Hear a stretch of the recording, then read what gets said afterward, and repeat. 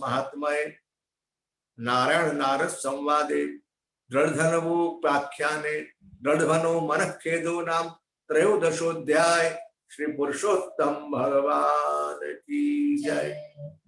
आज हम एक ही अध्याय कथा सुनाई आपको।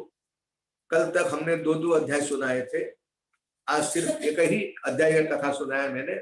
और अब कल दूसरी कथा है 14वें अध्याय की, उसकी चर्चा, उसकी कथा हम कल सुनाएंगे। आइए अब हम श्रीमद् भागवत महापुराण की जो कथा हर दिन सुन रहे हैं, उस कथा प्रसंग में हम प्रविष्ट होंगे। उसके पूर्व कुछ समय के लिए हम भगवान नाम का कीर्तन करें, संकीर्तन करें। उसके बाद भागवत कथा को हम आगे सुनाएंगे। आप सबसे मेरी प्रार्थना है कि आप श्रद्धा और भाव से, भक्ति से हर कोई व्यक्ति संकीर्तन में सम्मिलित हो, अपने जीवहा को, अपने श्रवण को, अपने आप को धन्य बनाने का प्रयास करे। गोपाल राधे कृष्ण गोविंद गोविंद गोपाल राधे कृष्ण गोपाल राधे कृष्ण गोविंद गोविंद गोपाल राधे कृष्ण गोपाल राधे कृष्ण गोविंद गोविंद गोपाल राधे कृष्ण गोपाल राधे कृष्ण गोविंद गोविंद गोपाल राधे कृष्ण गोपाल राधे कृष्ण गोविंद गोविंद गोपाल राधे कृष्ण गोपाल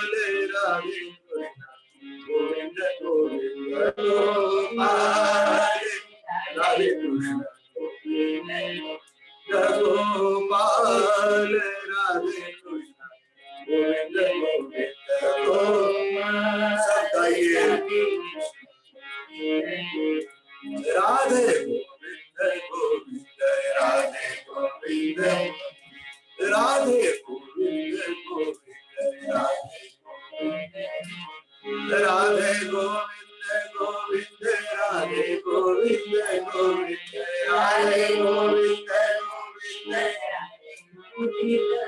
गोविंद राधे गोविंद गोविंद राधे गोविंद गोविंद राधे गोविंद गोविंद राधे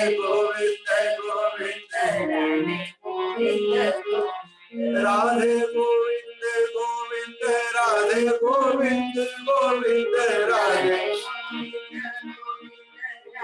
गोविंद राधे गोविंद गोविंद राधे गोविंद गोविंद राधे राधे गोविंद गोविंद राधे गोविंद गोविंद राधे गोविंद गोविंद राधे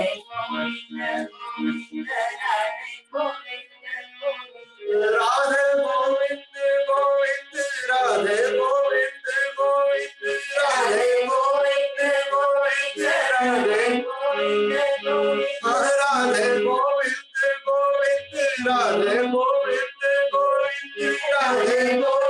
गोविंद गोविंद राधे गोविंद गोविंद राधे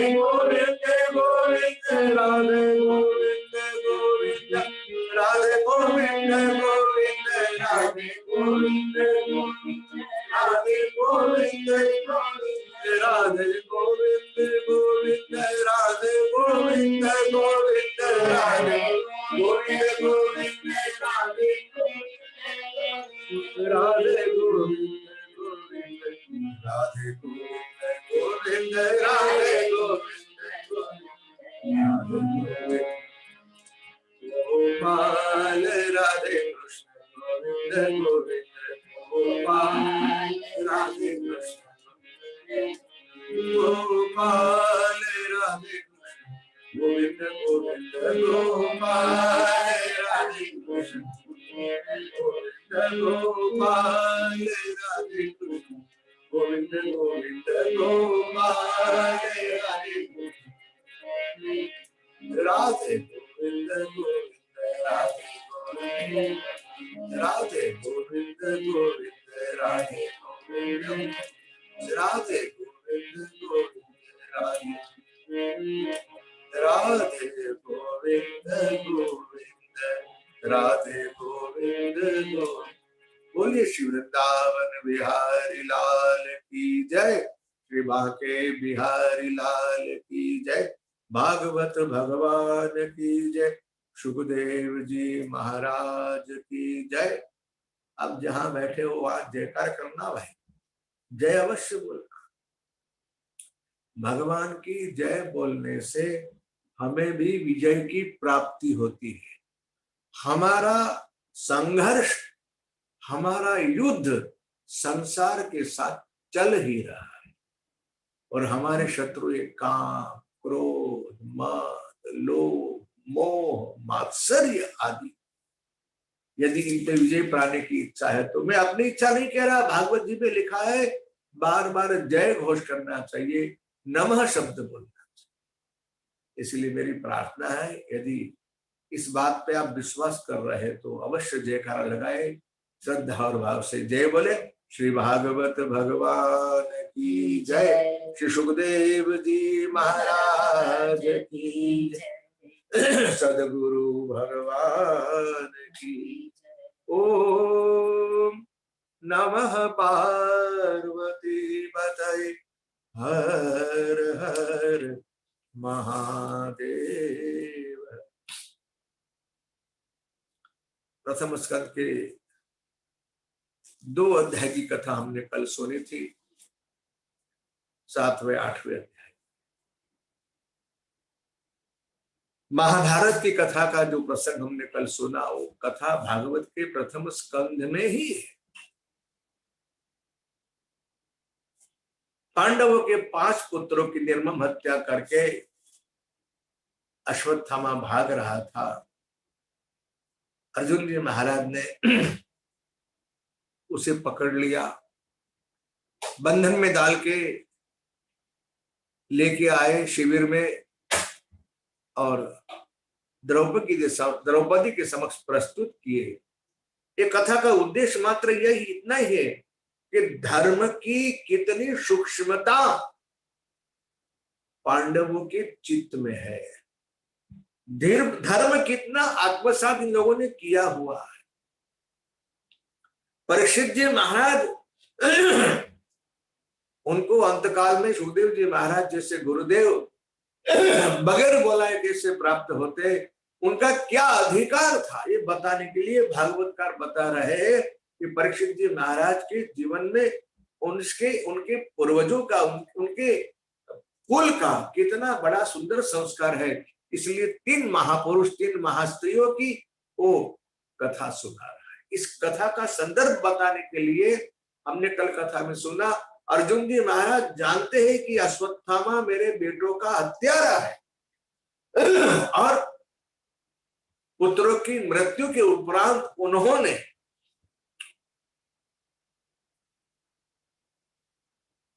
आवेश में आकर ये प्रतिज्ञा भी की, जिस किसी आतताई ने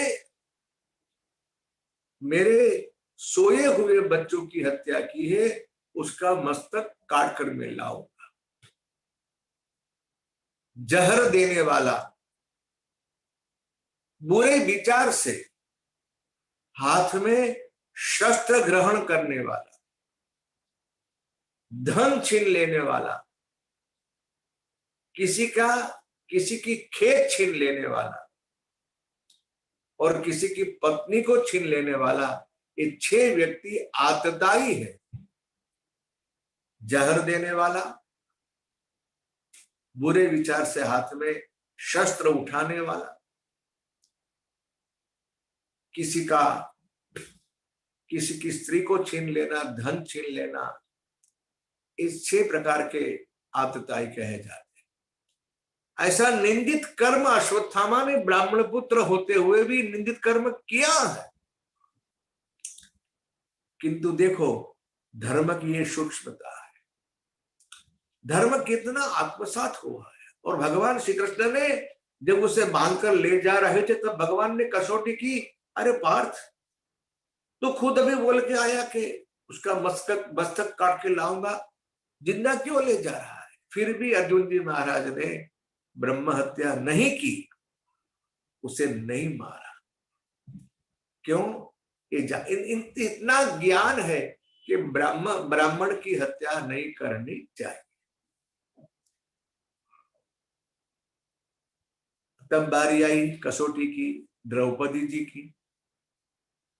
कल कथा हमने सुनी, मुच्यताम मिच्चा मुच्यताम ऐशाम ब्राह्मणों नितराम गुरु। अरे इन्हें क्यों बांधा? छोड़ दो, छोड़ दो। अब जानते हैं कि मेरे समक्ष जो अपराधी खड़ा है, व्यक्ति खड़ा है, वो मेरे 5 पुत्रों का हत्यारा है। लेकिन उस व्यक्ति में उसने हत्यारे को नहीं देखा, अपने पुत्रों की हत्या करने वाले व्यक्ति को नहीं देखा। उसने क्या देखा? एक गुरुपुत्र है, एक ब्राह्मण है। उसने जो कुछ कहा उसकी वाणी में न्याय है, करुणा है, धर्म है। इसलिए भगवान युधिष्ठिर जी ने भी यही आज्ञा दी, अर्जुन ने छोड़ दो। लेकिन हाँ, बीच में विरोध किया वृकोदर ने, भीमसेन ने कहा नहीं अर्जुन, तो जानते हैं कुछ बात आप भी जानते हो, हम भी जानते हैं कुछ लोग ऐसे होते हैं कि जिनका स्वभाव परिवर्तित नहीं होता। भीम को पता है कि मेरे भाई जो है ना, वो धर्म के विरुद्ध काम नहीं करेंगे, इसीलिए उसने धर्म की दुहाई दी। अर्जुन, मैं कहता हूं आतताई को जीवित रखना अच्छी बात नहीं है। धर्मशास्त्र में आज्ञा है आतताई को तो मार ही देना चाहिए। उसने अपने बुरे विचार से हाथ में शस्त्र लिए है और सोए हुए बालकों की हत्या की। अब अर्जुन जी फंस गए। दोनों बाजू बात यही है, ब्राह्मण की हत्या नहीं करनी चाहिए और आतताई को जीवित नहीं रखना चाहिए। भगवान कृष्ण की ओर देखा, प्रभु का संकेत समझ गए। उन्होंने क्या किया वो आप जानते हो, कल कथा हमने सुनी। उसके मस्तक का मुंडन कर दिया, उसका रहा हुआ मणि ले लिया। शिखा सहित ब्राह्मण का मस्तक मुंड देना, शिखा काट लेना एक ब्राह्मण का अपमान है। उसका धन छीन लेना एक ब्राह्मण का अपमान है, ब्राह्मण की हत्या है। किसी ब्राह्मण का धन छीन लेना, किसी ब्राह्मण को उसके स्थान से पदभ्रष्ट कर देना, किसी ब्राह्मण का अपमान करना, ये ब्रह्म हत्या के तुल्य ही है। यानी उन्होंने मारा भी और प्राण की रक्षा, धर्म का त्याग नहीं किया। ये बड़ी अच्छी बात। द्रौपदी की क्षमा, पार्थ की धर्मनिष्ठा, एक कथा का उपदेश। उसके पश्चात कथा हमने सुनी, फिर भी इतना जीवन दान मिला, प्राण का दान मिला, फिर भी अश्वत्थामा ने पांडवों का नाश करने के लिए और उसके कुरु वंश का एक बीज जो उत्तरा के उदर में अंकुरित हो रहा था, उसका नाश करने के लिए 6 ब्रह्मास्त्र का प्रयोग किया। उत्तरा दौड़ती हुई भगवान की शरण में आती है। एक मजा की, जब जीवन में विपत्ति आए, कष्ट आए, दुख आए, और किसी के पास मत जाओ, भगवान की शरण में ही जाओ।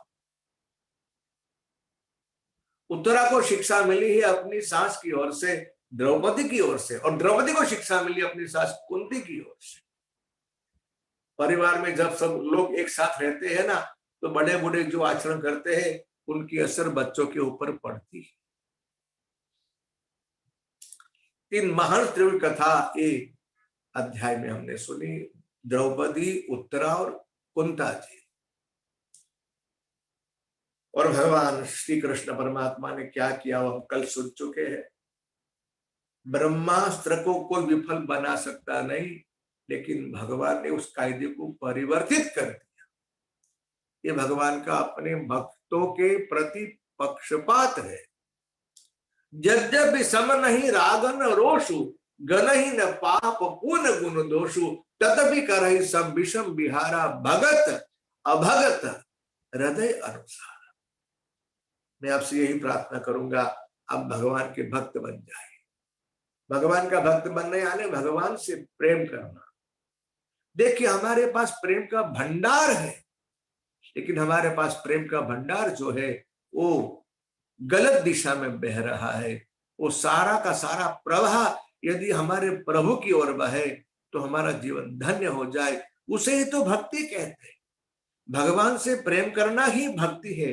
हमारे जीवन का जो प्रेम का पूरा प्रवाह है, पूरा भंडार है, प्रभु की ओर मोड़ दे, इसी भक्ति के ऐसे। इसलिए ऐसी कोई बात नहीं कि आप अपनी जीवन शैली बदल दो। जिस किसी पदार्थ, व्यक्ति या परिस्थिति को आप प्रेम कर रहे हो वैसे ही प्रेम करो, लेकिन अपने मन में ख्याल रखो ये पदार्थ को नहीं, व्यक्ति को नहीं, मैं अपने प्रभु से प्रेम कर रहा हूं। उस व्यक्ति के अंदर, उस पदार्थ के अंदर आप प्रभु का दर्शन करो, यही भक्ति है। बहुत सरल बात है। भगवत भाव से, प्रभु के अनुसंधान से हम यदि संसार को प्रेम करेंगे तो हमारा संसार के प्रति जो प्रेम है ना, वह भी भक्ति बन जाएगा।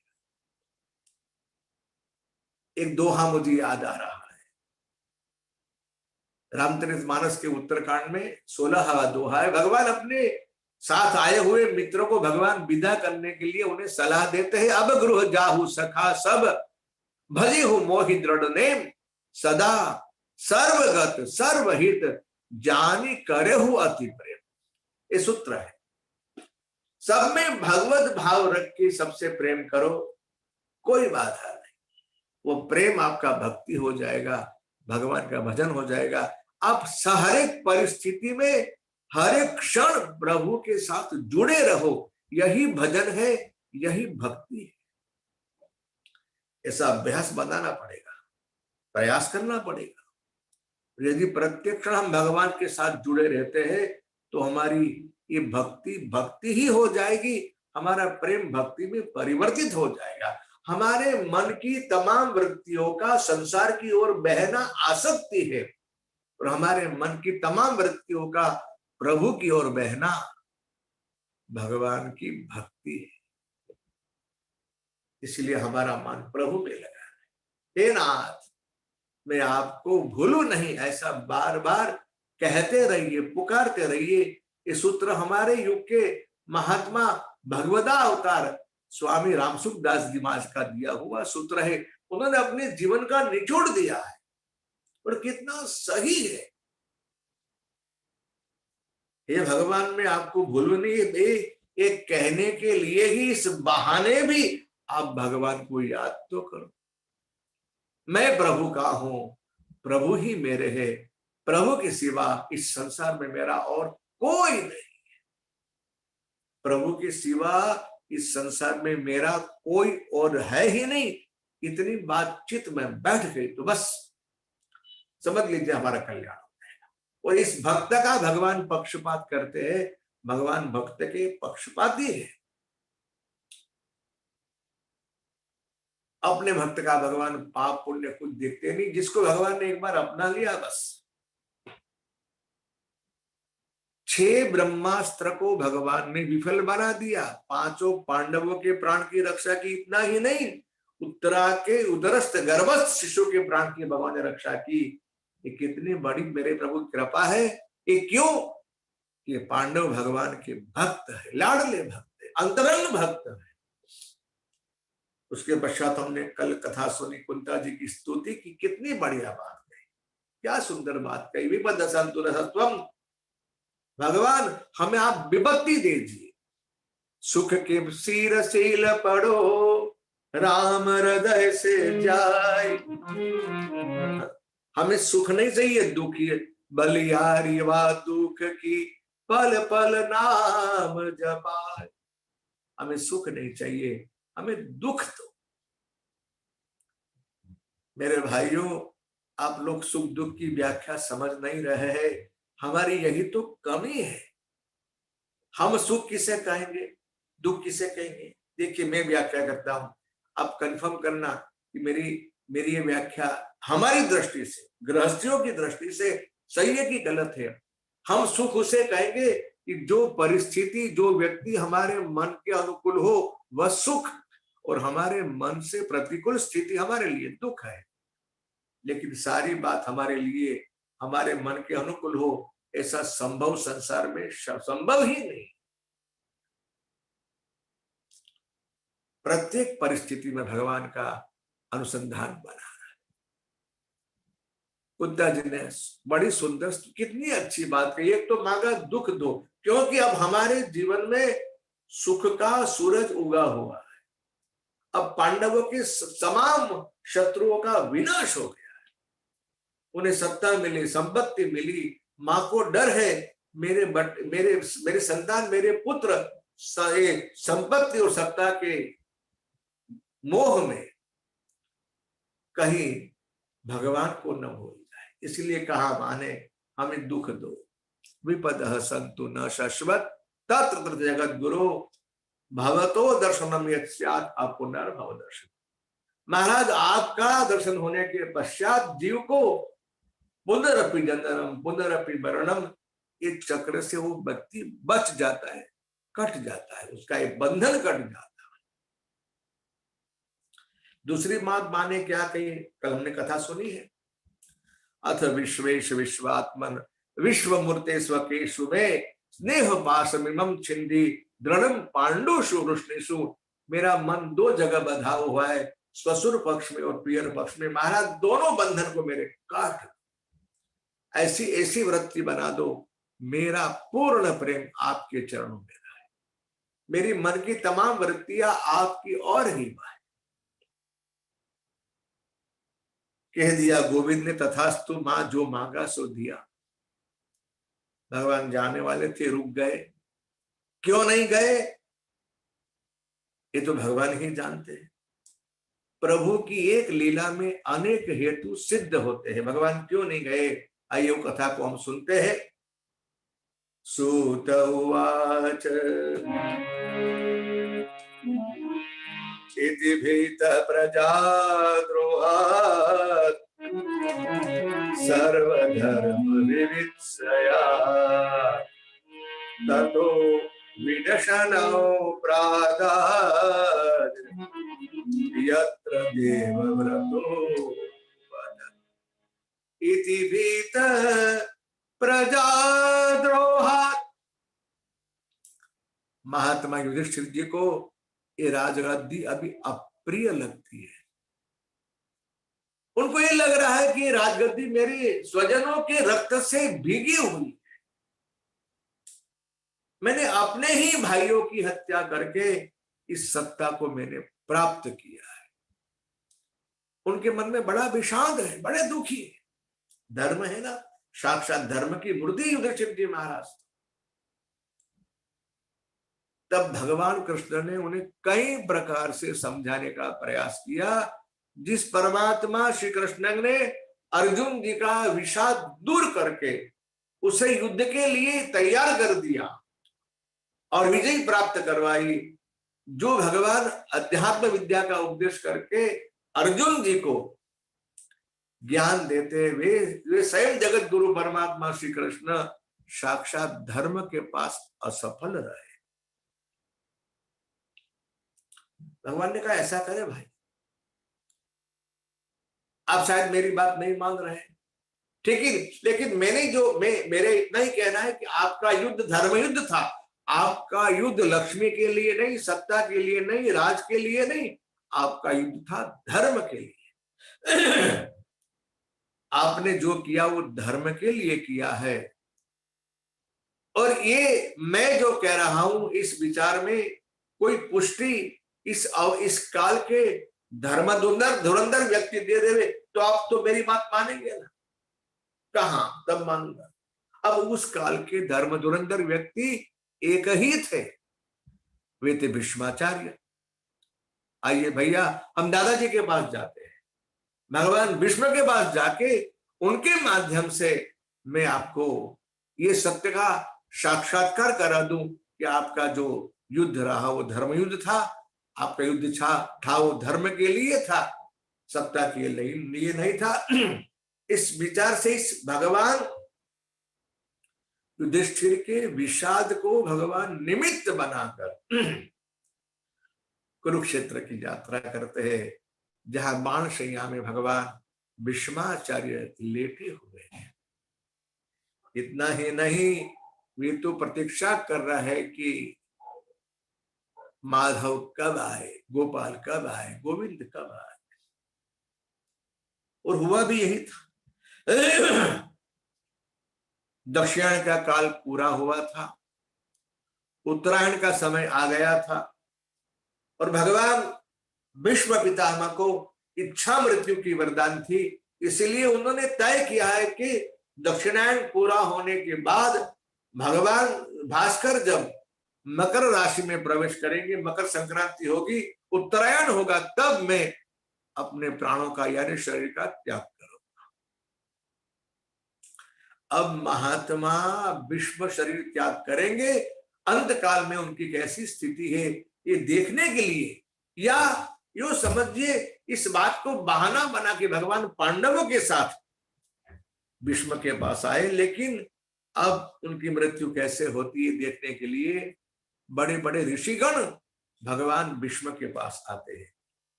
दो चार नाम सुन लो आप महात्माओं का, मुनि ऋषि मुनियों का, उनके नाम सुनने से भी हमारा कल्याण होता है। भागवत जी में लिखा है, पर्वतो नारदो धौम्यो भगवान बादरायण बृहदश्वो भरद्वाज सशिष्यो रेणुका सुत। वशिष्ठ है, इंद्रमग्न है, गृत है, गुरुत्मद है, असित है, कक्षीवान, गौतम, अत्रि, विश्वामित्र आदि सारे ऋषियों भगवान भीष्म पितामह के पास उनके अंतकाल के समय आए और साक्षात भगवान भी आ गए पांडवों के साथ। भीष्म को उनकी ही प्रतीक्षा थी, आंखें भीगी हो गई, दर्शन हुआ ऋषि मुनियों का। देखिए मृत्यु हम सबके जीवन की सही कसौटी, मृत्यु तो सबकी आने वाली ही है, चाहे हमारी इच्छा हो या ना हो। लेकिन अंतकाल कैसा है व्यक्ति का, उसके ऊपर उसके जीवन का सारा जीवन कैसा गया है उसका निर्णय होता है। और बड़े बड़े महात्माओं को भी भाई मृत्यु का भय लगता है। 20 करोड़ बिच्छी डंक दे, ऐसी व्यथा, इतनी पीड़ा मृत्यु के समय शरीर में होती है, उस समय भगवान की स्मृति याद करना, भगवान याद आना बहुत कठिन है। हाँ, यदि जीवन भर अभ्यास रहा तो बात अलग है। मानस जी में तो लिखा है कि जन्म जन्म मुनि जन्म जन्म मुनि जतन कराई, अंतराम कही आवत नाही, अंतराम कही आवत। एक जन्म नहीं, अनेक जन्मों तक महात्माओं का अभ्यास रहता है, फिर भी अंत काल में वो क्षण ऐसी है, राम का नाम मुख में नहीं आता है। मैं तो हमेशा अपनी कथाओं में कहता रहता हूं कि एक बार भी राम बोलना भगवान की कृपा के बगैर संभव नहीं। ये मेरी अपनी मान्यता है, प्रमाण तो ये है ही। और अंतकाल में भगवान याद आ, आपने सुना होगा वो पद, महात्मा को भय लगता है इसलिए भगवान से जीवन भर प्रार्थना करते रहते हैं, इतना तो करना स्वामी, जब प्राण तन से निकले, इतना तो कर स्वामी, जब प्राण तन से निकले, गोविंद नाम लेकर, गोविंद नाम लेकर, फिर प्राण तन से निकले, इतना तो करना स्वामी। क्या अद्भुत प्रार्थना, क्या भगवान से महात्मा लोग मांग रहे हैं। महाराज हमें अंत काल में घर में नहीं मरना है, आश्रम में नहीं, बिस्तर पे नहीं, अस्पताल में नहीं, शरीर कहां छोड़ेंगे? श्री गंगा जी का तट हो, यमुना का बंसी बट हो, श्री गंगा राधिका तट हो, यमुना का बंशी बट हो, मेरा सांवरा निकट हो, जब प्राण निकले, इतना तो करना स्वामी, जब प्राण। भक्त कितनी श्रेष्ठ मृत्यु की याचना करता है, वो चाहता है मेरी मृत्यु इस प्रकार हो। हाँ, बात जरूर कहूंगा कि भक्त के चाहने से होगा कि नहीं उसकी कोई गारंटी नहीं, उसका कोई विश्वास नहीं, लेकिन हमारी चाहना तो अच्छी होनी चाहिए। श्री वृंदावन सफल हो, मेरे मुख में तुलसी दल हो, श्री वृंदावन सफल हो, मेरे मुख में तुलसी दल हो, विष्णु चरण का जल हो, जब प्राण तन से निकले, विष्णु चरण का जल यानी गंगा जल, जब प्राण तन। मुझे ऐसे प्राण छोड़ने की इच्छा है। मेरे बेटी मेरे सामने हो, ये नहीं चाहिए, मेरे सामने बस यही होना चाहिए, मेरा सांवरा खड़ा हो। मेरे सामने कौन होना चाहिए? भगवान। मुझे यमदूत लेने के लिए नहीं आए, मुझे आप लेने के लिए आना। मेरा सांवरा खड़ा हो, बंशी का सुर भरा हो, तिरछा चरण धरा हो, जब प्राण तन से निकले, इतना तो करना स्वामी, जब प्राण। जब कंठ प्राण आवे, कोई रोग ना सतावे, जब कंठ प्राण कोई रोग ना सतावे, यम दर्शना दिखावे, जब प्राण निकले, इतना तो करना स्वामी। यह सुंदर प्रार्थना है। मेरा प्राण निकसे सुख से, तेरा नाम निकले मुख से, मेरा प्राण निकसे सुख से, तेरा नाम निकले मुख से, बच जाऊं घोर दुख से,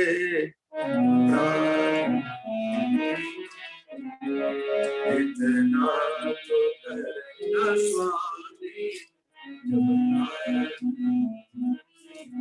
और भगवान को ऐसा ऑर्डर कौन दे सकता है? जो प्रभु के निकट होगा, जो प्रभु से पूर्ण प्रेम करता होगा। उस वक्त जल्द आना, नहीं श्याम भूल जाना, उस वक्त जल्द आना, नहीं श्याम भूल, बंशी की धुन सुनाना, जब प्राण निकले, बंशी धुन सुनाना,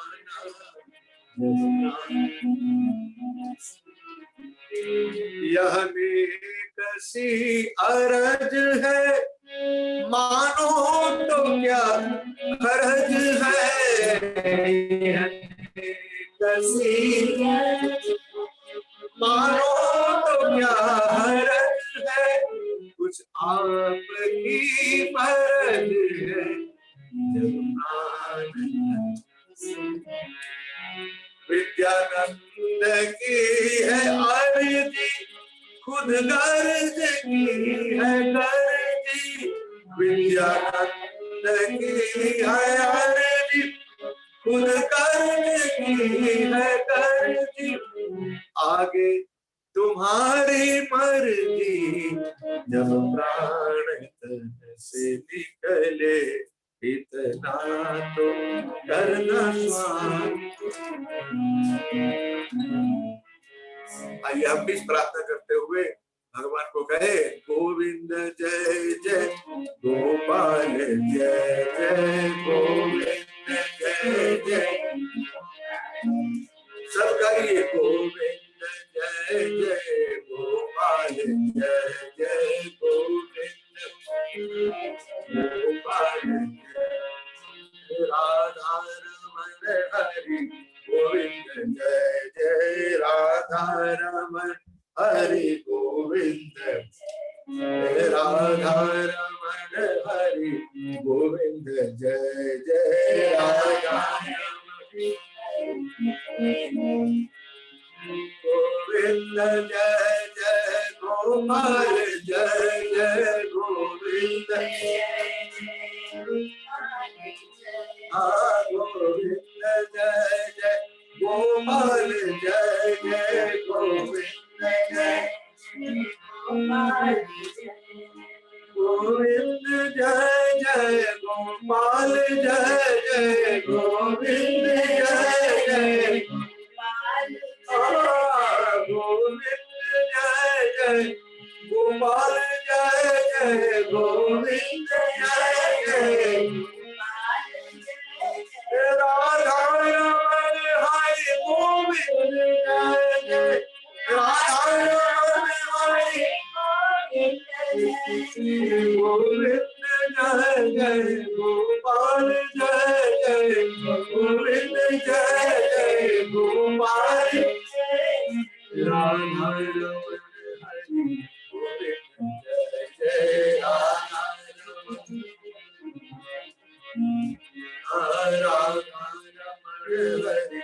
गोविंद जय जय राधा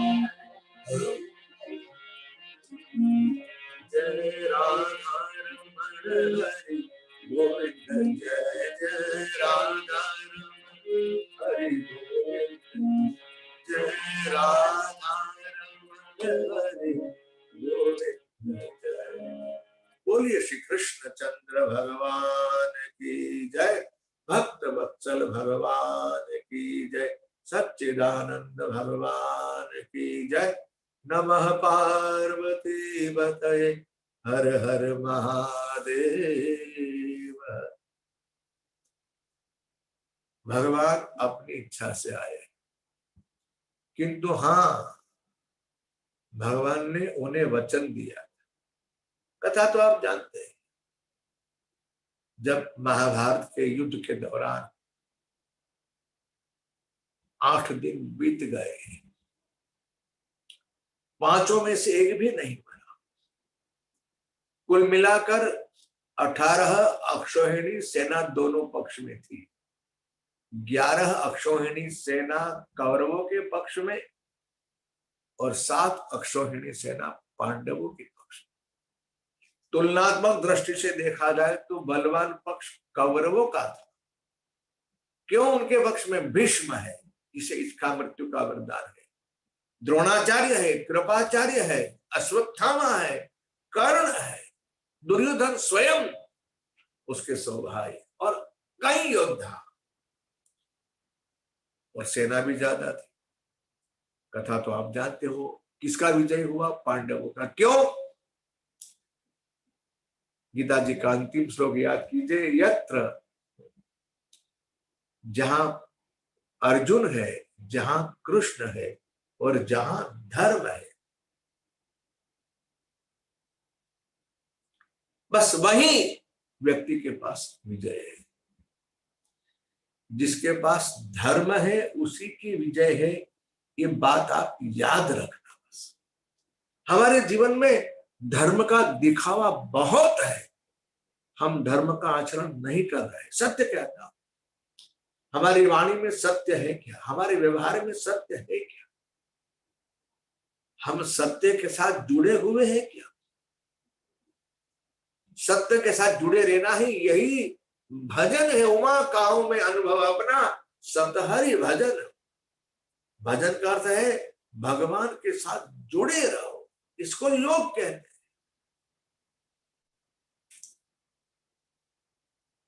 दुर्योधन ने अपने स्वार्थी मुख से खूब भली बुरी सुनाई भीष्म भगवान को, और घोषित भी कर दिया भगवान भीष्म ने, कल मैं नहीं अर्जुन ने, इस तरह से दोनों पक्ष में, क्योंकि भीष्म की परीक्षा जो है वो, उनकी जो वाणी है, उनकी जो प्रतिज्ञा है, वो तो विश्व प्रसिद्ध है।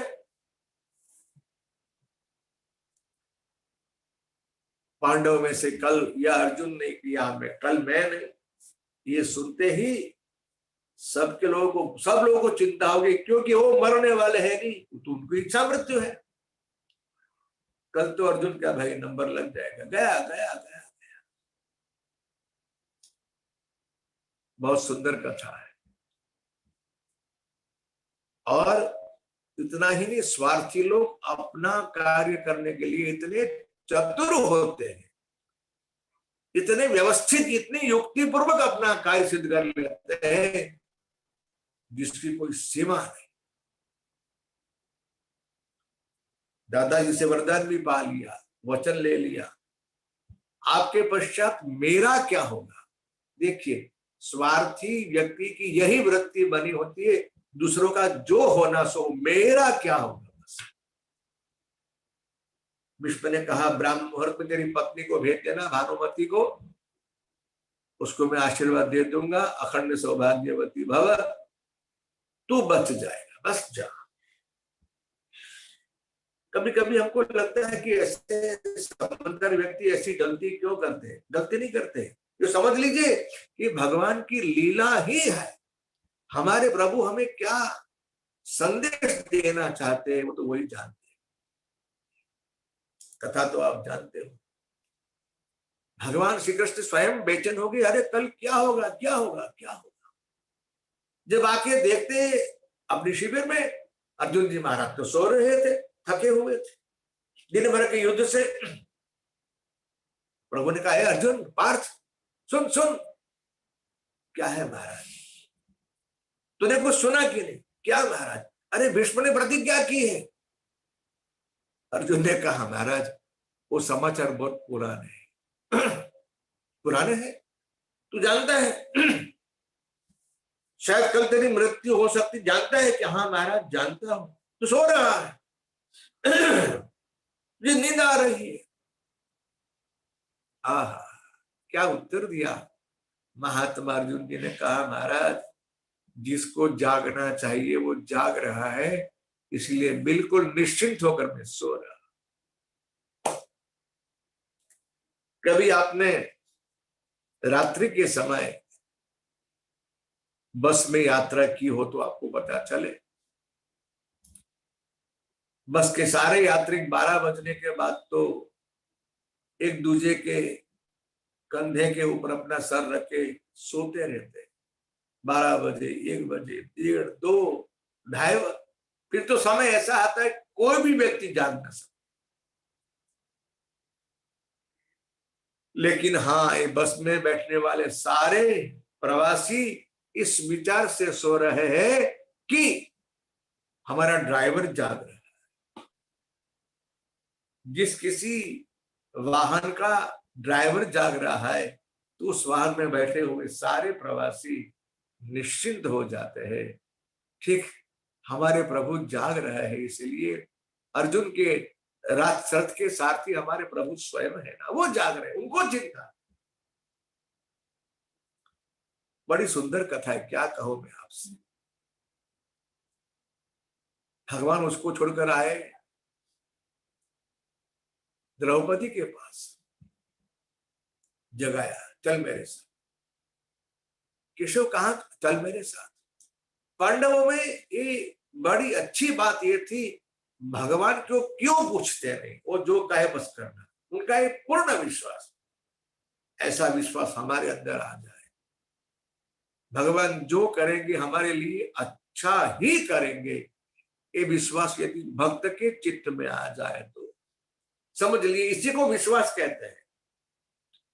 गुण तुम्हार समझई निज दोषा, जही सब भात तुम्हार भरोसा।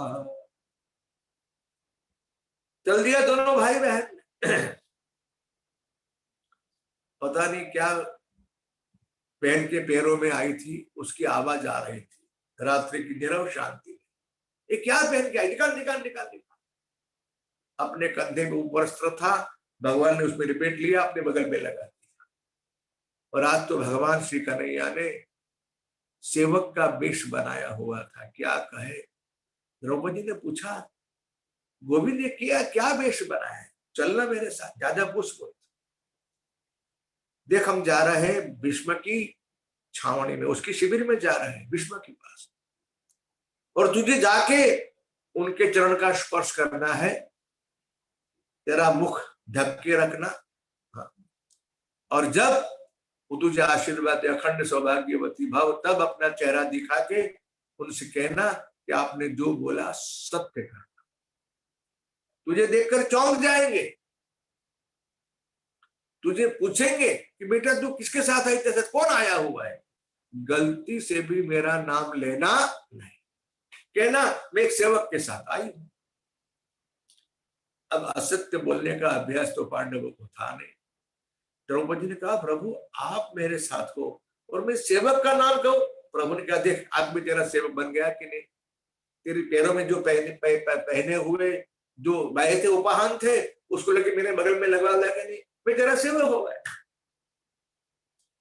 कभी कभी भगवान असत्य को भी भगवान सत्य कर। और हुआ यही, जब पहुंचे भगवान भीष्म की शिविर में,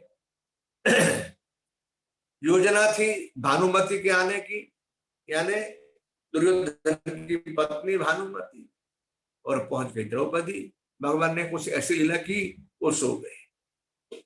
जिसको लाभ होना होता है ना वही जागते हैं, जिसका नुकसान होना होता है वो सो जाते हैं। और जागने की और सोने की ये जो भाषा है ना, बड़े महत्व की है। जो जागत है सो पावत है, जो सोवत है सो खोवत है।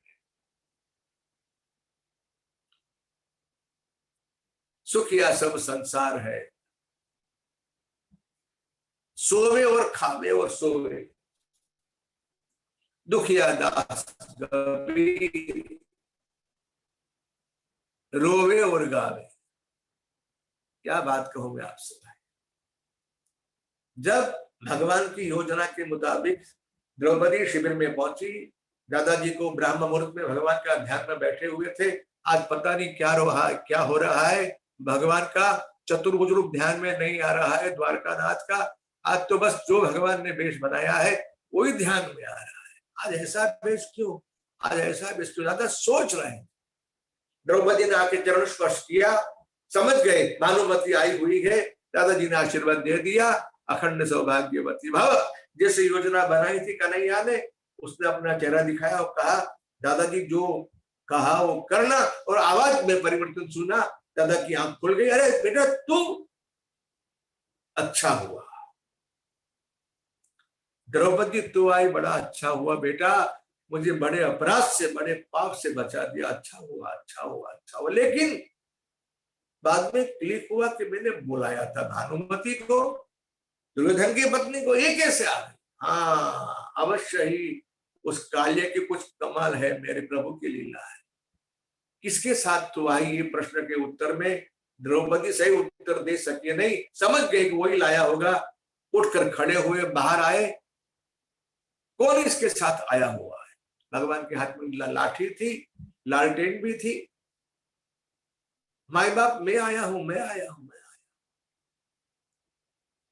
भगवान भीष्म उसके पास आए, उसको बुलाया नहीं, और झुककर अपने हाथों से खुद, अंधेरा था ना, लाठन उठाकर भगवान के मुखारविंद के सामने प्रकाश प्रकट किया। और जैसे ही चेहरा देखा, बोल श्री द्वारिका वाह वाह, क्या कहूं महाराज। इतना प्यारा है आपका ये भक्त अर्जुन, जिसके प्राण की रक्षा के लिए, ये आशीर्वाद पाने के लिए आप सेवक का वेश बनाया।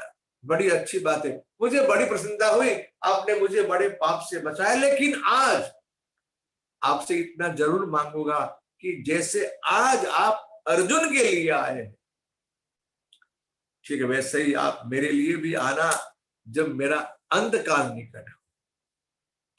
प्रभु ने हंसते हंसते कहा, दादा बाबा जरूर आऊंगा, जरूर आऊंगा, जरूर आऊंगा। इसलिए भगवान आज आए हुए। युधिष्ठिर के विषाद का बहाना बनाकर ठाकुर इस महात्मा के पास दर्शन देने के लिए आए। बहुत सुंदर दृश्य है। बाणशैया में दादाजी पड़े हुए हैं और सामने ऋषि मुनियों का समाज है, 5 पांडवों के साथ भगवान स्वयं है। महाभारत के शांति पर्व की बहुत सुंदर कथा है, सुंदर चर्चा है। इस प्रसंग में एक बात, 2 बात जो भीष्म के मुख में रखी है भगवान व्यास नारायण ने, हमारे काम की बात है। इसलिए मैं आपसे कह रहा हूं, अहो कष्ट महो न्याय यदि यूयम धर्म नंदना जीवितुम नार्हथ क्लिष्टम विप्र धर्माच्युताश्रया। बेटा धर्मराज, आपके जीवन में सरासर अन्याय हुआ है। आपने धर्म का आश्रय किया, भगवान श्रीहरि का आश्रय किया, ब्राह्मणों का आश्रय किया, फिर भी आपके साथ अन्याय हुआ है। ये मत सोचना कि ये कौरवों ने किया है, धृतराष्ट्र के पुत्रों ने किया है। हमारे यहाँ ऐसी समझ है धर्मशास्त्र की, सुख और दुख के 4 ही कारण है, काल, कर्म, स्वभाव और गुण। सुख दुख आता है काल की वजह से, यानी समय की वजह से। सुख दुख हमारे जीवन में आता है हमारे किए हुए कर्म की वजह से। सुख दुख हमारे जीवन में आता है हमारे स्वभाव की वजह से। और चौथा कारण है गुण, जिसे हम सत्व गुण, रजोगुण, तमोगुण, इन तीनों गुणों का जो वैषम्य है उसकी वजह से व्यक्ति का स्वभाव बनता है, प्रकृति बनती है, उसी की वजह से उसके जीवन में सुख दुख आता है। हरि हरि हरि। लेकिन आपके जीवन में जो दुख आया उसका कारण क्या है? बात सुनने जैसी है, समझने जैसी है, बात याद रखने जैसी है। हमारे जीवन में आया हुआ दुख क्या है? सर्वं काल कृतं मन्ये भवतांच यद प्रियं सपालो यद वशे लोको वायुरीव घनावली। क्या कहते हैं महात्मा? सर्वं काल कृतं मन्ये, ये सब जो कुछ हुआ है वो काल की वजह से। आपका समय बुरा था, काल प्रधान है। सुख दुख कर्म प्रधान भी है, सुख दुख काल प्रधान। किसी के प्रति द्वेष मत रखना, अपने चित्त को शुद्ध रखना। और दूसरी बात कही, सहेश भगवान साक्षात् द्यो नारायण पुमान।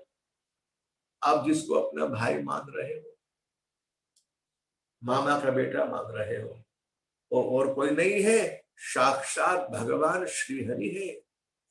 श्री कृष्ण भगवान स्वयं है। अस्यानुभावम भगवान वेद गुह्यतमं शिव देवर्षिर नारद साक्षात् भगवान कपिलो नृप। इनके रहस्य को जानना कोई सरल बात नहीं है। भगवान वेदम व्यास जानते हैं, भगवान शिव जानते हैं, देवर्षि महाराज नारद जी जानते हैं, भगवान कपिल जैसे महामुनि जानते हैं इनका ऐश्वर्य, इनका रहस्य मैं आपसे क्या कहूं। इतना कहते कहते भीष्म की दृष्टि पड़ी भगवान श्री कृष्ण के ऊपर और भगवान से कह दिया, देखिए ऐसा कोई भगवान से कह सकता है क्या? संभव है क्या? हमारे परिवार के लोग जिन्हें हम अपना मानते हैं वे भी हमारा कहा नहीं करते, हम उसे कुछ कहते हुए संकोच अनुभव करते हैं। वे विश्व पितामह भगवान से कह रहे सदैव देवो भगवान प्रतीक्षता, आप आज मेरी प्रतीक्षा करें। जीवन भर मैंने आपकी प्रतीक्षा की है, आज मेरी प्रतीक्षा करें। कब तक? कलेवरम यावदिदम हीनोम्यहम, जब तक इस शरीर से मेरा प्राण न जाए तब तक आप ऐसे ही स्मित के साथ, हंसी भरे मुख के साथ, प्रसन्न चित्त से मेरे सामने खड़े रहे। प्रसन्न हासारुण लोचनोल्लस मुखाम्बुजो ध्यान पथस चतुर्भुज। इसके पश्चात भगवान श्री कृष्ण ने जिस वजह से यहाँ आए थे वो सब सारी चर्चाएं युधिष्ठिर महाराज के मन में संदेह था उसकी निवृत्ति के लिए की। इसी प्रसंग में धर्म की चर्चा और परम धर्म की भी चर्चा है। यही प्रसंग में श्री महाभारत जी में विष्णु सहस्त्र नाम का उपदेश किया गया है। मैं आपसे करबद्ध प्रार्थना करूंगा, मैं तो आपको संदेश दे रहा हूं।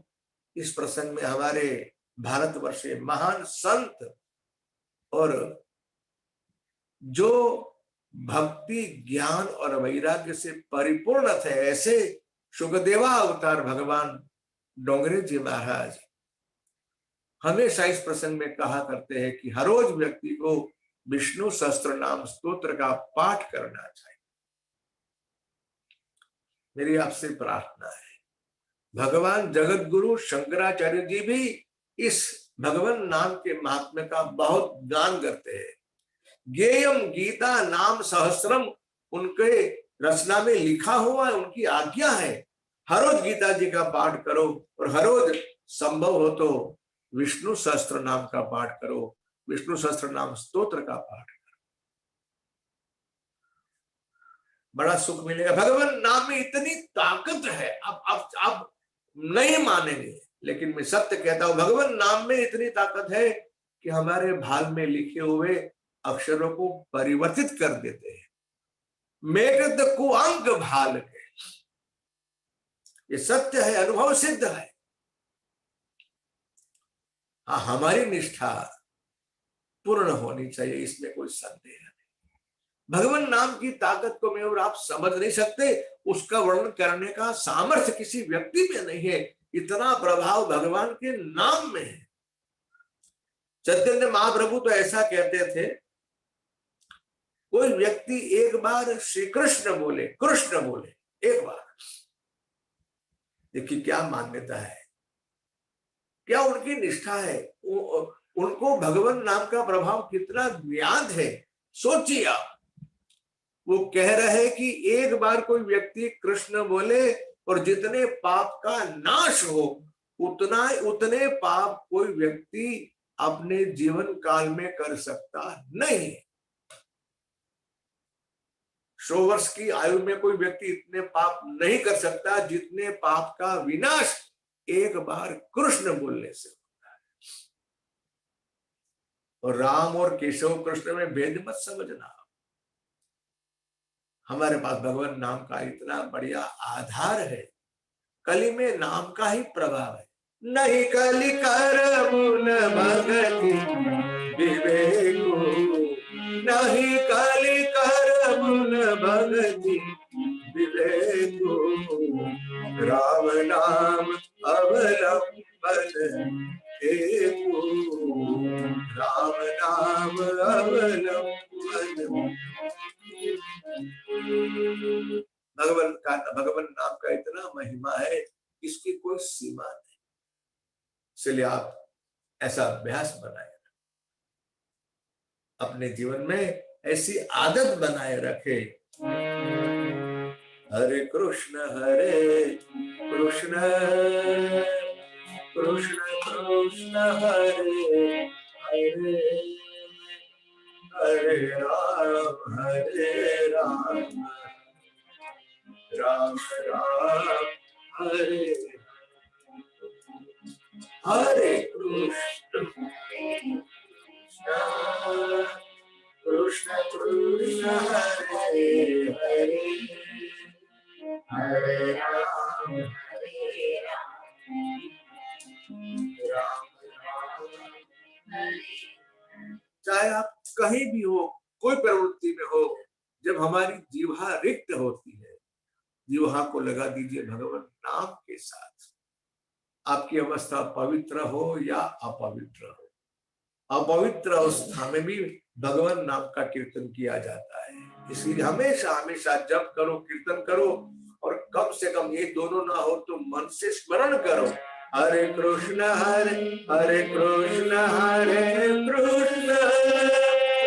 कृष्ण कृष्ण हरे हरे हरे राम राम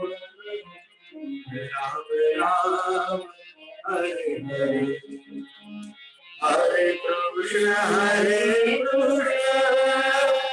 कृष्ण कृष्ण हरे हरे हरे राम राम राम हरे कृष्ण कृष्ण कृष्ण हरे हरे हरे राम राम राम हरे हरे कृष्ण कृष्ण कृष्ण हरे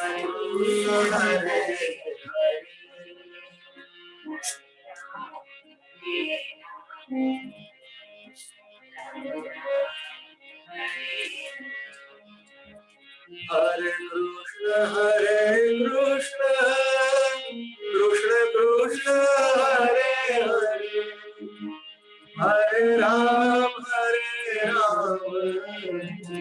राम राम हरे हरे हरे कृष्ण कृष्ण कृष्ण हरे हरे हरे राम राम राम हरे हरे कृष्ण कृष्ण कृष्ण हरे हरे हरे राम राम राम हरे हरे हरे कृष्ण कृष्ण कृष्ण हरे हरे हरे राम राम हरे हरे कृष्ण कृष्ण कृष्ण हरे हरे हरे राम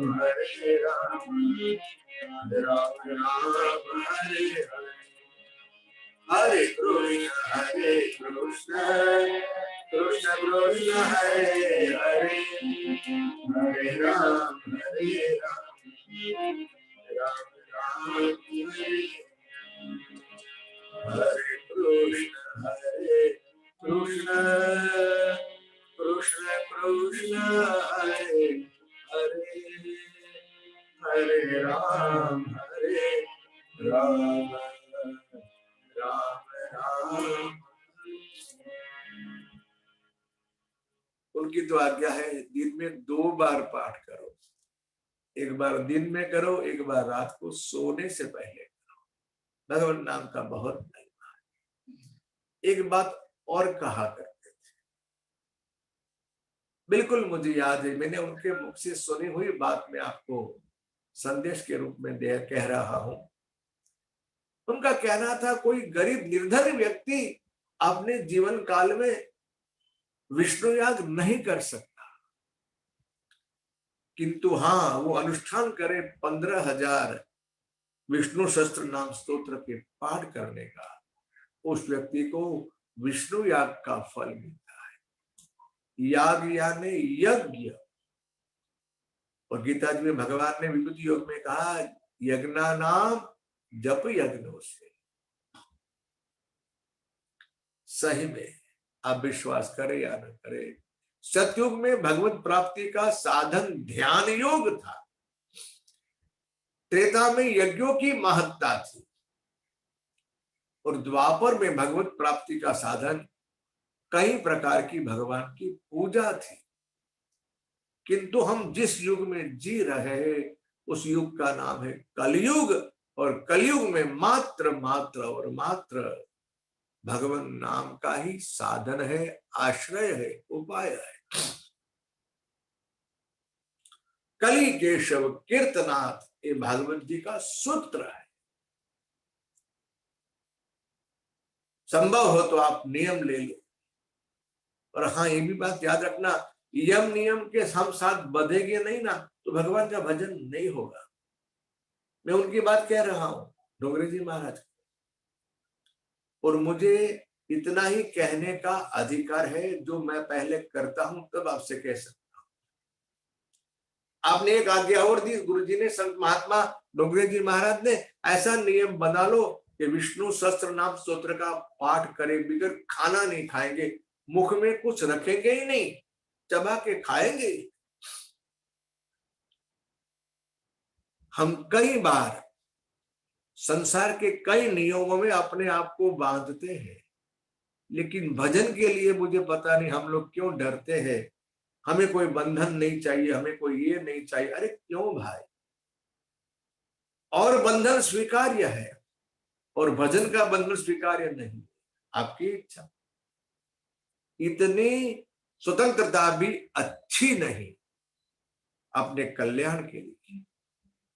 गुरु को आश्रित रहो, संत को आश्रित रहो, शास्त्र को आश्रित रहो, अपने आप को किसी बंधन में, भजन के बंधन में बांध कर। और मैं सत्य कहता हूं, यदि भजन से नियम किया, भजन नियम से भजन किया ना, आपको अनुभव होगा लौकिन की में जो आपका पुण्य है ना वो सब दरवाजा खोल देगा। मैं पुनः दोहा याद कराता हूं आपको। अब गृह जाहु सखा सब। भगवान ने मित्रों को घर भेजा क्या करने के लिए? प्रभु हम आपके पास तो क्या पूरी है, हमको आप क्यों भेज रहे हो? भगवान ने कहा नहीं, आप जहां रहेंगे तो आपका मन वहां रहेगा, आप मेरे पास रहेंगे तो आपका मन संसार में जाएगा। आप रहो वहां, मुझे आपका मन दे दो। अब गृह जाहु सखा सब, यानी भगवान ने घर में रहने की आज्ञा दी हम सबको। दूसरी बात क्या कही? अब गृह जाहु सखा सब और भजे हूँ मोहि दृढ़ ने। अब मेरी बात है कि भगवान की बात, प्रभु की आज्ञा है, अब भजन नियम से करो, अपने आप को नियम नियम नियम में बांध लो और आप जो भक्ति कर रहे हैं ना उसका स्वाद आप चख लो। अब गृह जाहु सखा सब भजे हूँ मोहि दृढ़ ने। और क्या कहा जानते हो? सदा सर्वगत सर्वहित जानी करे हूँ अति प्रेम। भगवत भाव से हम संसार को देखेंगे तो संसार हमारे लिए बंधन करता है। हर एक काम करने लिए अब ये सोचो मैं भगवान की सेवा करता। विष्णु सहस्त्र नाम के स्तोत्र की चर्चा करने के पश्चात भगवान भीष्म पितामह ने राजधर्म, मोक्ष धर्म, स्त्री धर्म, भगवत धर्म, परम धर्म बहुत चर्चा की। अब भगवान कृष्ण की ओर देखकर उन्होंने बड़ी सुंदर स्तुति की है। भागवत जी में भीष्म स्तुति बहुत प्रसिद्ध है। महात्मा लोग, विद्वान लोग बड़े विस्तार से इसकी चर्चा करते हैं। इतनी मेरी क्षमता नहीं, लेकिन एक दो श्लोक सुने हम, उसका शब्दार्थ, सामान्य शब्दार्थ सुनने का प्रयास करें और इस कथा को आगे बढ़ाएं। श्री भीष्म उवाच इति मतिरूपकल्पिता वितृष्णा भगवती सात्वत पुंगवे विभुम्नि स्वसुखमुपगते क्वचित् विहर्तो प्रकृति भव प्रवाह त्रिभुवन कवनम तमाल वर्णम रविकर गौरवांबरम दधाने वपुरल कृत कृताननाब्जम विजय सखे रतिरस्तु में नवद्या। क्या सुंदर बात। विद्वानों ने क्या चर्चा की। महात्मा लोग का कहना है, भगवान विश्व पितामह प्रभु से कहते हैं कि मेरी मति रूपी कन्या का ब्याह मैं आपके साथ करना चाहता हूं। जिस किसी व्यक्ति की मति यानी बुद्धि भगवान के साथ जुड़ गई उसका तो बेड़ा पार है। हमारी बुद्धि भगवान में लगती नहीं, यही हमारे जीवन की सबसे बड़ी समस्या है। और महात्मा कह रहे कई प्रकार के अनुष्ठान करके मैंने अपनी मति को अपनी बुद्धि को शुद्ध किया। प्रभु मेरी मति आप में स्थिर हो, मेरे मन का प्रवाह आपकी हो ही रहे, इसके सिवा कुछ नहीं मांगा हमने। बार बार प्रभु से यही प्रार्थना की कि प्रभु मेरा मन आप में लगा रहे बस। त्रिभुवन कमनम तमाल वर्णम रविकर गौरव राम बदम दधाने। आपका सौंदर्य कैसा है, आपका रूप कैसा है, इन लोग को आकर्षित करने वाला है। सूर्य के समान पीले वस्त्र आपने पहने हुए हैं, पीतांबर जो आपका है वो। और क्योंकि भगवान भीष्म पितामह कौरव पक्ष में इसलिए रहे कि उन्हें भगवान का दर्शन सतत मिलता है, और इस स्तुति में ज्यादातर उन्होंने भगवान के वही स्वरूप की, वही झांकी की बार बार याद करके उन्होंने भगवान से यही स्वरूप अपनी ध्यान में रखकर प्रभु से यही याचना की है। रण मैदान में भगवान का जो स्वरूप था, जो झांकी थी, उसको बार बार याद करते रहे। अर्जुन जी को विषाद हो गया तो महाराज आपने सपदि सखी बचो निशम्य मध्य निज परयोर बलयोर रथम निवेश्य। अर्जुन के विषाद को दूर करने के लिए अर्जुन जी ने आज्ञा की महाराज दोनों सेना के बीच में मेरा रथ ले जाइए। बोलने वाला भले अर्जुन था, डोरी खींचने वाला तो वही था, उसकी लीला है। और उन्होंने दोनों सेनाओं की ओर देखकर भगवान ने अपनी दृष्टि मात्र से सारे सैनिकों की आयु भगवान ने खींच ली। गीता जी में भगवान यही कहते कि भाई तुझे तो मात्र निमित्त बनना है, बाकी सब तो मेरे द्वारा मरे हुए। निमित्त मात्रम भव सव्य साची।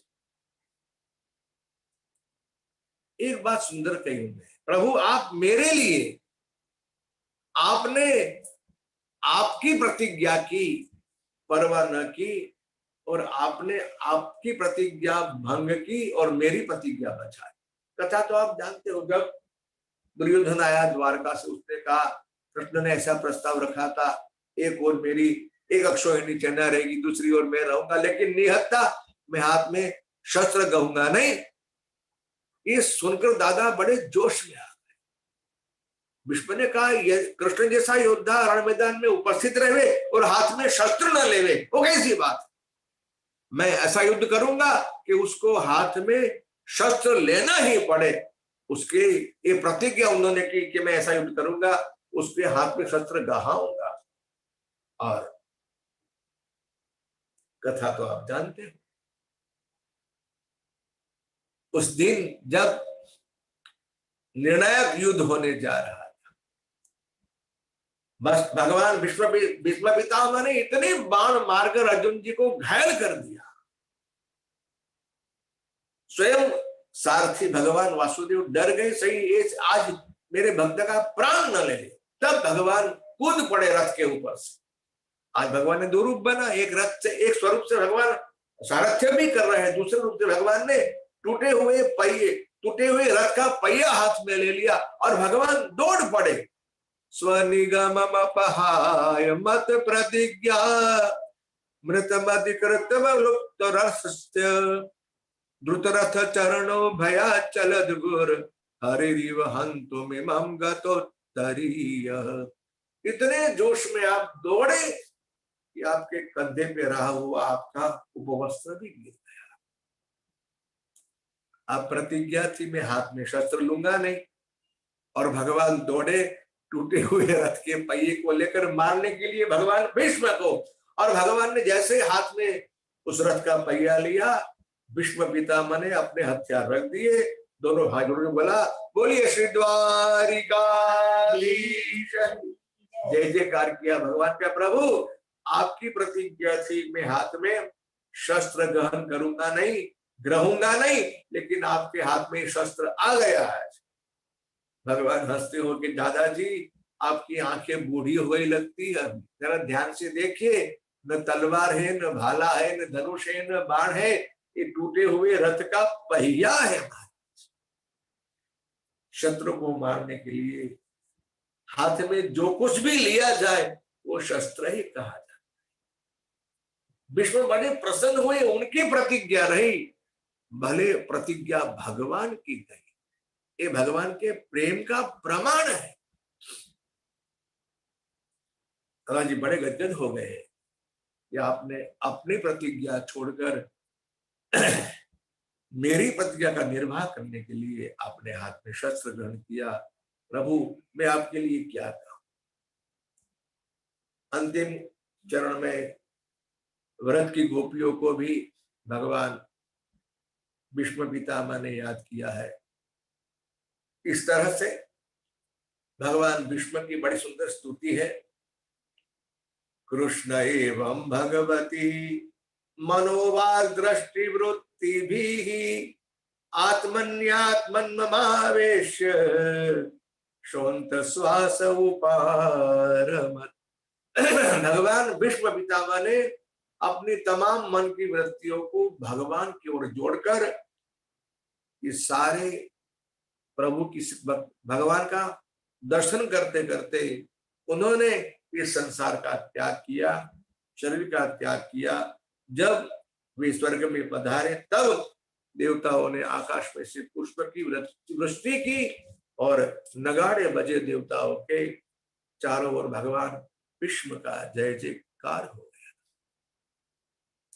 इस धरातल के ऊपर से इस महापुरुष का, युग पुरुष का प्रस्थान सबकी आंख गीली कर देते हैं।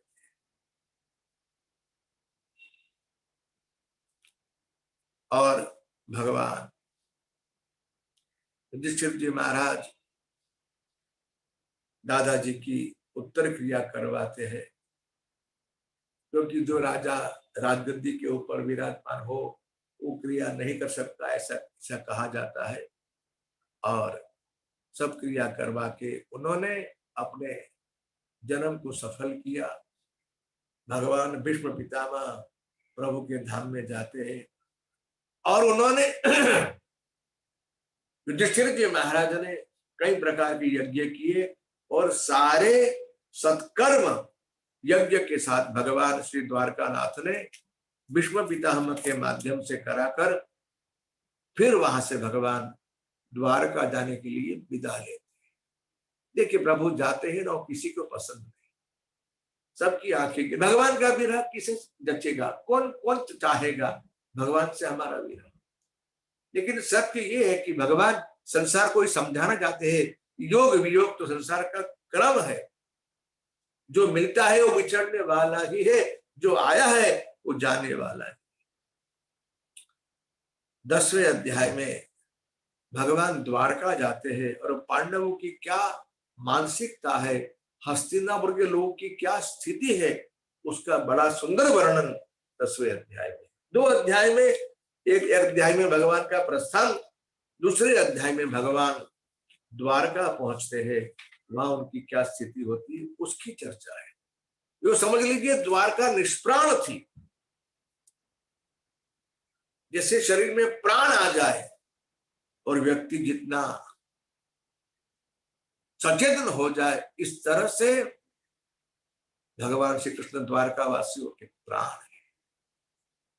नगर वासियों से मिले, अपने परिवार से मिले, अपने माता पिता से मिले। बहुत सुंदर वर्णन पूरे अध्याय में है। और 10वें में विदाई, 11वें भगवान का आगमन द्वारका में, 12वें अध्याय में हमारे कथा के प्रधान श्रोता, उत्तमाधिकारी श्रोता परीक्षित जी महाराज की जन्म की कथा है। उस कथा को कहकर हम आज अपनी कथा को विराम देंगे। ततः सर्व गुणोदर के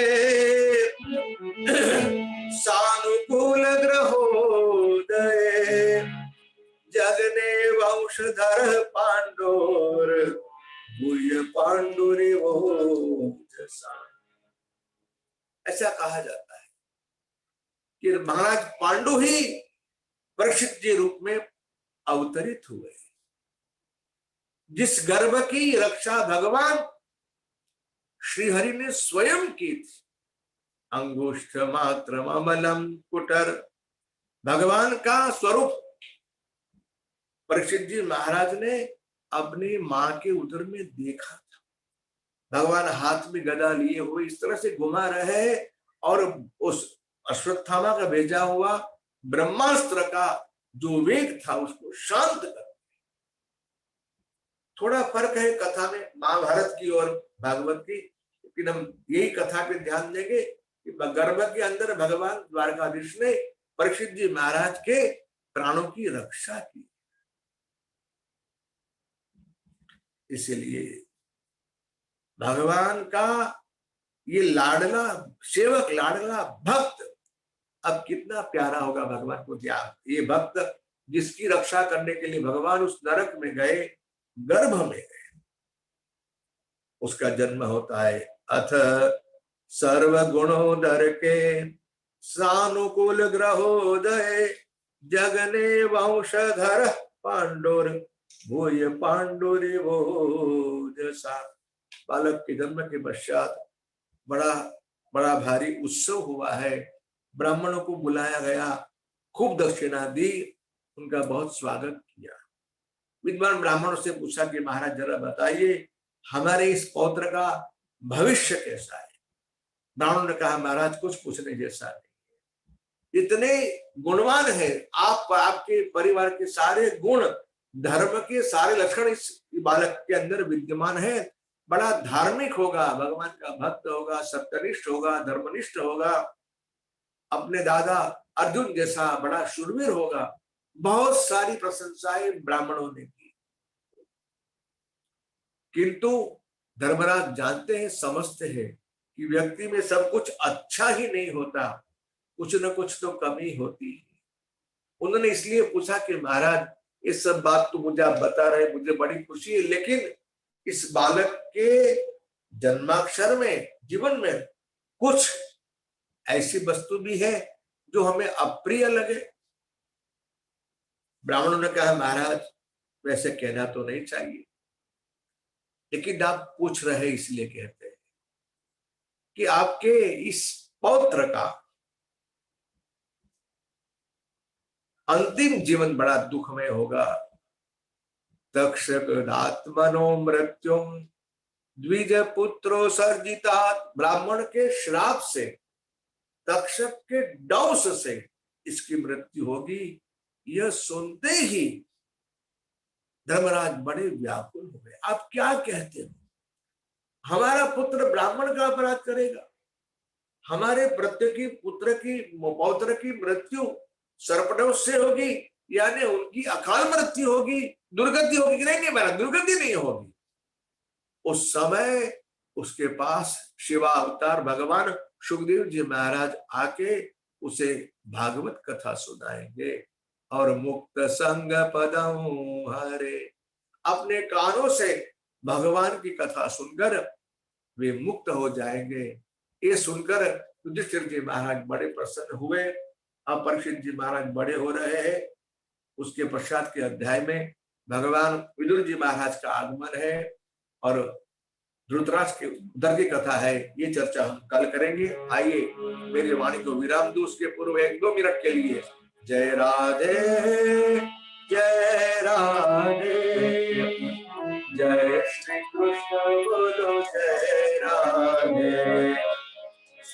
राधे, जय सब गाइए, जय श्री कृष्ण बोलो जय राधे, जय राधे जय राधे, जय श्री कृष्ण बोलो जय राधे, जय राधे जय राधे, जय श्री कृष्ण बोलो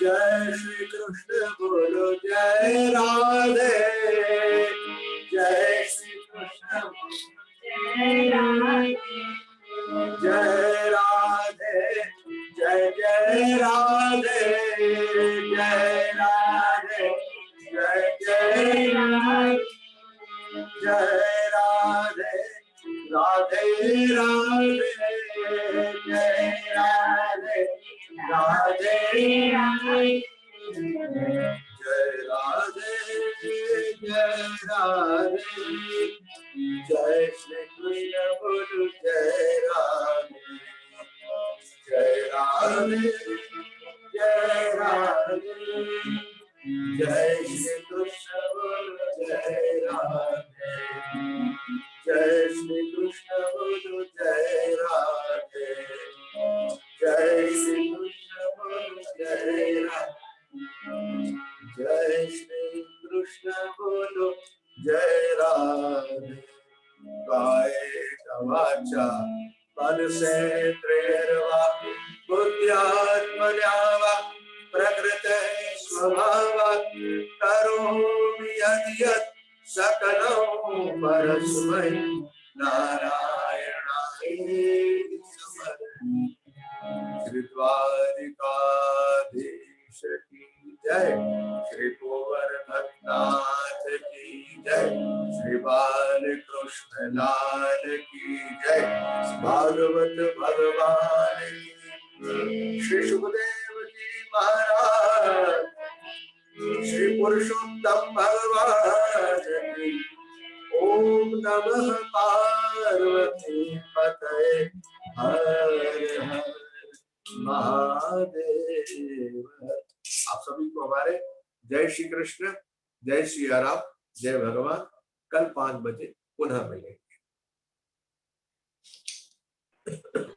जय श्री राम। जय श्री कृष्ण। जय कृष्णा, जय श्री राधे।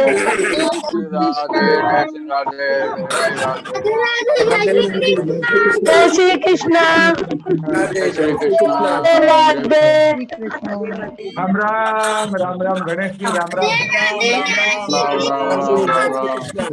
राम राम राम राम राम राम।